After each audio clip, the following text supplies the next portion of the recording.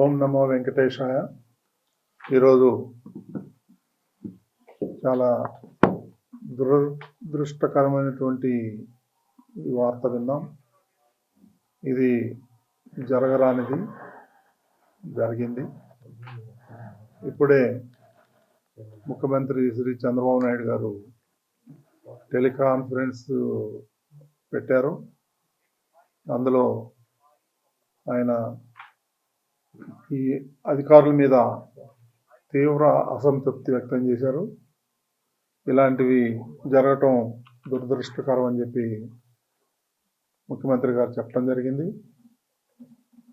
కొంత అడ్మినిస్ట్రేషన్ వల్ల ఇది జరిగిందనే అనుమానం ఉంది. ఒక సెంటర్లో మాత్రం అక్కడ ఉన్నటువంటి డిఎస్పి గేట్ తెరవటం,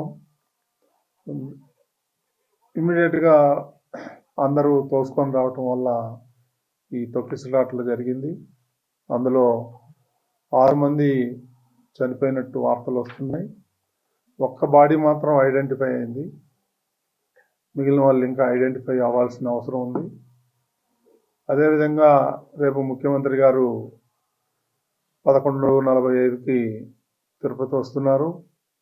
క్షతగాత్రుల్ని పరామర్శించాలని ఆయన ఇప్పుడే చెప్పారు.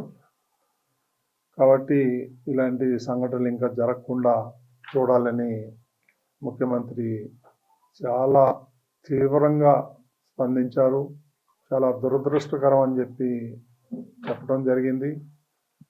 ఇది ఫ్యూచర్లో ఇది ఒక లెసన్గా భావించి అందరం సమిష్టిగా ఇలాంటివి జరగకుండా చూడాల్సిన బాధ్యత అందరి మీద ఉంది.